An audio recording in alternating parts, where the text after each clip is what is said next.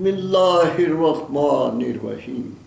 شروع کرتا ہوں اللہ تعالیٰ کے نام سے جو بڑے مہربان نہایت رحم والے ہیں۔ مذہب کش مغربی جمہوریت کا نظام حکومت اور اس کا نظام عدل قرآن حکیم کے آئین، نظریات، تعلیمات، اخلاقیات کا کینسر ہے۔ لیکچر نمبر 45 پیش خدمت ہے۔ عدل ہی کسی ملک یا ملت کے نظریات، ضابطہ حیات اور تعلیمات کے حصول کا ثمر ہوتا ہے۔ عدل مذہبی تشخص تیار کرنے کا ایک بنیادی اہم عنصر ہے۔ عدل کو قائم کرنے سے معاشرے میں صحت مند معاشی اور معاشرتی زندگی پروان چلتی ہے۔ عدل سے ہی معاشرے میں اعتدال قائم کیا جا سکتا ہے۔ اعتدال سے ہی ایک فلاحی معاشرہ اور فلاحی ریاست تشکیل پاتی ہے۔ عدل انفرادی زندگی سے لے کر اجتماعی زندگی تک کے بنیادی حقوق کو تحفظ فراہم کرتا ہے۔ عدل معاشرے میں خیر اور شر کی حد بندی کی حفاظت کرتا ہے اور خیر کو تحفظ فراہم کرتا ہے۔ عدل ایک جیسی زندگی کے نظام مساوات کو عروج بخشتا ہے۔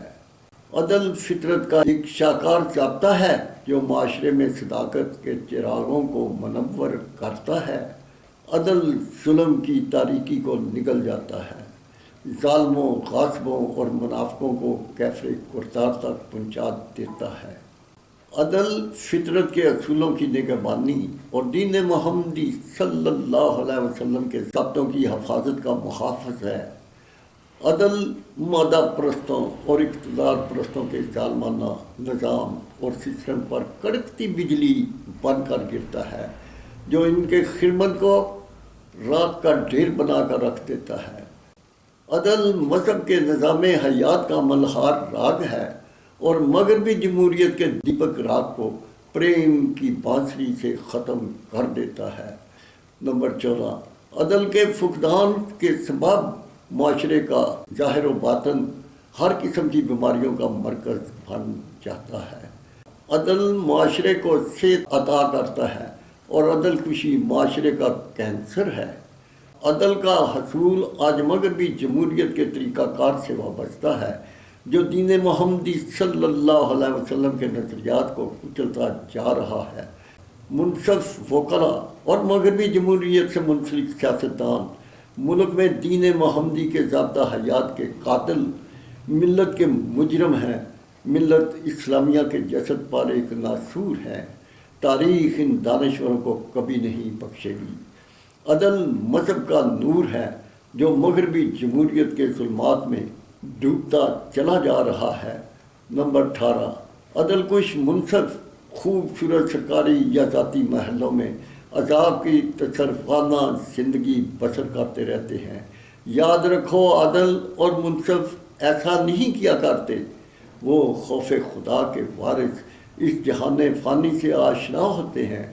عدل محمدی صلی اللہ علیہ وسلم سے دور ہمارا سماج مغربی جمہوریت کے ضابطہ حیات کا ایندھن بنتا چلا جا رہا ہے جو مسلم امہ کا ایمان، وقت، پیسہ اور سکون نکلتا جا رہا ہے۔ دین کی اعلیٰ صفات اور ساتھ ہی اسلامی سماج اور اسلامی تہذیب کو فحاشی، بے حیائی، بدکاری، زناکاری کے مغربی کلچر میں کنورٹ کیے جا رہا ہے۔ عدل کے الفاظ کے معنی مغربی جمہوریت کے نظریات اور کفر کے کلچر کی سرکاری بالادستی نے بدل کر رکھ دیے ہیں۔ جمہوریت کی بین الاقوامی عدلیہ نے تمام پیغمبران کی امتوں کا نظریاتی راستہ روک دیا ہے۔ تمام پیغمبران کی امتوں کا ارتقاء اور بقائے حیات ان کے مذہبی نظریات، تعلیمات، طرز حیات، ان کے ضابطہ حیات میں مضمر ہے، مغربی جمہوریت میں نہیں۔ عدل اعتدال اور مساوات کو جنم دیتا ہے اور دین محمدی صلی اللہ علیہ وسلم کی روشنی سے پروان چڑھتا ہے۔ عدل کی منازل تنہائی میں طے ہوتی ہیں اور توازن کا شعور عطا کرتی ہیں۔ عدل انبیاء علیہ السلام کے ادب و احترام کا پھل ہے یہ عادل کو پہلے خیال کا عادل پھر عمل کا عادل بناتا ہے۔ نمبر 24، عدل انسانی زندگی اور معاشرے میں توازن قائم رکھتا ہے۔ عدل سے وابستہ انسان کے پاس خیال کی پاکیزہ لائبریری موجود ہوتی ہے، وہ خیال کی غیر پاکیزہ کتاب اپنی لائبریری میں نہیں رکھتا، پھر وہ خیال اور عمل کا عادل کہلاتا ہے۔ نگاہ کا عادل انسانی رشتوں کے تقدس کا عارف اور ان کا احترام بجا لاتا ہے۔ زبان کا عادل مخلوق خدا کے لیے بے ضرر ہوتا ہے۔ عادل کی زبان سے جنم لیتا ہے۔ مذہب کا عدل کسی فرد، کسی ملت اور کسی ملک کی حدود و قیود کا پابند نہیں ہوتا، بنی نوع انسان کی میراث اور آفاقیت کا مظہر ہوتا ہے۔ 1951 تا 1970 تک عدل سے معروم، مظلوم، بے بس، معقوم، بھوک ننگ سے دوچار 23 کروڑ فرزندان اسلام ایک طرف، دوسری طرف فوجی ڈکٹیٹر ایوب خان، اس کے 2 گورنر جنرل، افسر شاہی کا غلام محمد، فوج شاہی کا سکندر مرزا، اس کی خاتون اول ناہید مرزا، منصف شاہی کا جسٹس منیر، انگریز کی حکومتی کلبوں کے زانی شرابیوں نے وزیر اعظم لیاقت علی خان کو قتل، 6 وزیر اعظم کو بلا جواز ان کے عہدوں سے فوجی گن پوائنٹ پر سبدوش سیاست سے بلیک لسٹ اور اسلام کے نفاذ کو روکتے رہے۔ جاگیردار فوجی ٹولہ، ان کی اولادوں پر مشتمل افسر شاہی، فوج شاہی، منصف شاہی کے شاہی طبقہ کے مجرموں کو انگریز کے مغربی جمہوریت کے کفر کے نظام حکومت کی حکومتی بالادستی فوجی گن پر جاری رکھی۔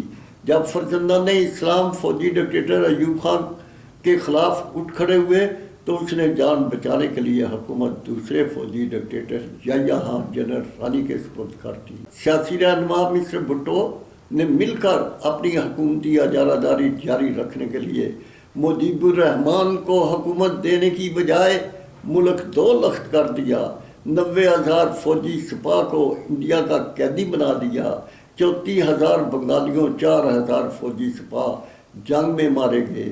انہوں نے 1 یونٹ کو توڑا، 4 صوبائی وفاق سینٹ کی تعداد بڑھا کر جاگیردار فوجی حکومتی ٹولہ شہید طبقہ کو حکومتی ایوانوں اداروں کی حکمرانی مہیا کر دی۔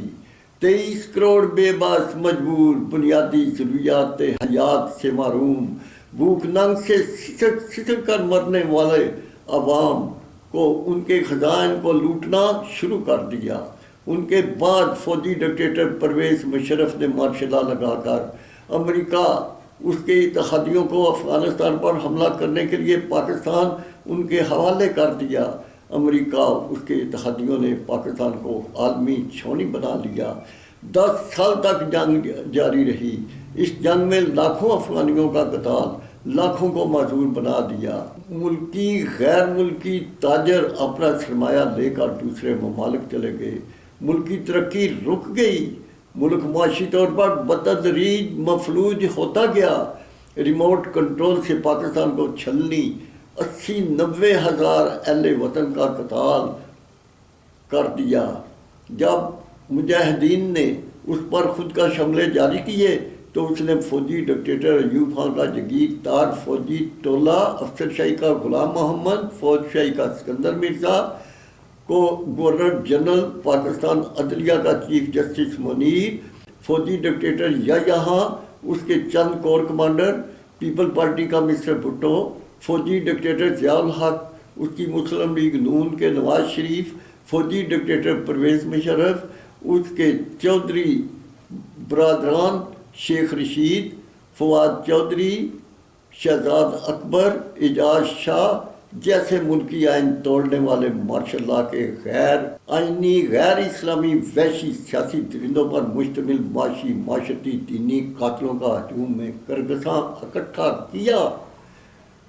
دوسری طرف پاکستان کی خاطر دوران ہجرت 3-4 لاکھ فرزندان اسلام کا قتال، کم و بیش 3 لاکھ ماؤں بہنوں بیٹیوں کو ہندو سکھوں کے گنڈوں کا بالجبر چھین لینا، یرغمال بنا لینا، ان کے جسموں کو نوچنا، ان کی اولادوں کو جنم دینا ان کی جسمانی روحانی عزیزوں کی یہاں ہیں سسکیاں آج بھی زیر زمین اور فضاؤں میں ایک قیامت برپا کیے بیٹھی ہیں۔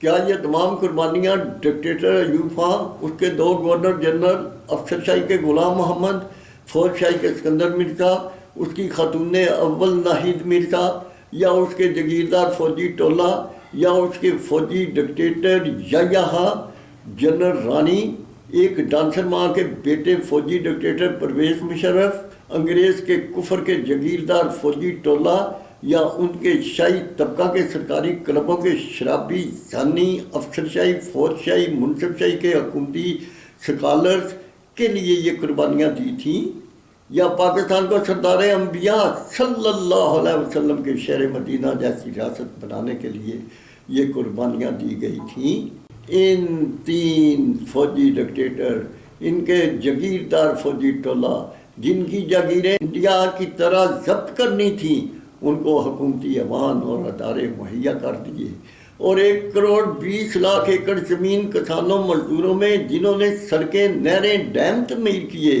ان کی بجائے کمشنروں، ججوں، جرنیلوں میں تقسیم کر تھی۔ جب یہ ریٹائرڈ ہوتے ہیں تو ان کو 5 مربع زمین، سرکاری گاڑیاں، بڑی پینشنیں ان کا مقدر بنا دیا جاتا ہے۔ یہ جب چاہیں ملک دولت کر کے حکومتی ایوانوں اور اداروں کی حکمرانی اور NRO کے مجرموں کی تمام لوٹ مار معاف کرتے، اور اپنے حکومتی ٹولہ شاہی طبقہ کی مزدورات کا اضافہ کر کے ملک کا بجٹ ڈبل کر کے لوٹنا جاری کرتے ہیں۔ اب وقت اپنے تیور بدل چکا ہے۔ 1 یونٹ کو بحال کرنا، 4 صوبائی وفاق سینٹ کی حکومتوں کو ختم کرنا، اور 51% حکومتی ٹولہ اور شاہی طبقہ کی مزدورات کو ریفرنڈم کے ذریعے حکومتی ایوانوں اور اداروں سے باہر پھینکنا ملک کی بقا کے لیے ضروری ہے۔